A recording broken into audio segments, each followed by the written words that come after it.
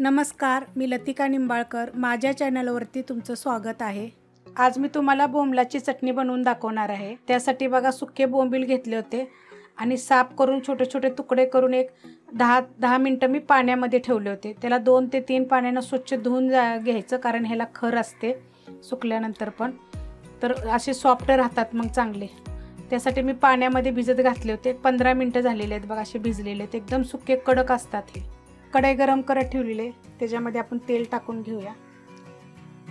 1.5 चमचा तेल टाकायचं आहे. तुमच्या आवडीप्रमाणे कमी जास्त करू शकता. आणि तेल चांगलं कडक गरम होऊन देऊया. तेल चांगलं गरम झालेलं आहे. त्यात 7 ते 8 पाकळ्या बघा मी अशा कुटून घेतलेल्या आहेत. हा देशी लसूण आहे, कुटून घ्यायचा म्हणजे जरा त्याची चव छान अशी उतरते. त्याच्यामध्ये कांदा टाकून घेऊया. एक मोठा आकाराचा कांदा घेतलेला आहे आणि कांदा चांगला भाजून घेऊया. कांदा बघा असा भाजून घ्यायचा. थोडीशी आपण हळद टाकूया, मिक्स करूया आणि एक मोठ्या आकाराचं टमाटर टाकायचं.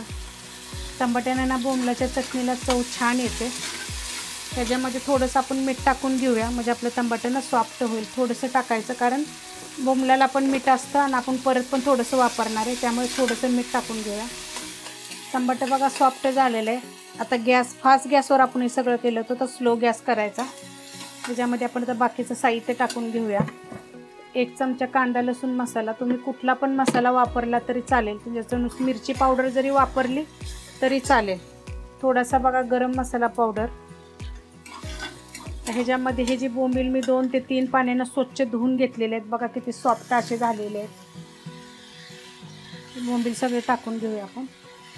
बोंबील सगळे टाकलेले आहेत. आपण हलवून घेऊया, चांगलं मिक्स करून घेतले बघा चांगले बोंबील टाकल्यानंतर. तर ह्याच्यामध्ये आपण आत्ताच थोडीशी कोथिंबीर टाकायची, म्हणजे ही जी कोथिंबीरची चव ना बोंबलामध्ये उतरते आणि एकदम छान असं टेस्टी असं लागते. ह्याच्यामध्ये आपण थोडंसं मगाशी मीठ टाकलं होतं टमाटर सॉफ्ट व्हायसाठी, तर चवीपुरतं मीठ टाकायचं. आणि हे करायचं की बोंबल्याला पण मीठ असतं, त्याच्याप्रमाणे तुम्ही कमी जास्त बघून टाका. आणि बोंबील कधी पण 1 ते 2 पाण्यानं चांगले स्वच्छ धुवायचे. भिजत घातले तरी पण परत धुवायचे. आता ही बारीक गॅसवर मीठ टाकल्यावर बघा आपण हलवून घेतलेलं आहे चांगलं. त्याच्यानंतर आपण एकदम स्लो गॅसवरही झाकून ठेवूया एक 5 मिनटासाठी. 5 ते 7 मिनटं झालेत बघा. एकदम बारीक गॅसवर ठेवलं होतं झाकून आपण. बघा बोंबील इतका छान झालेला आहे.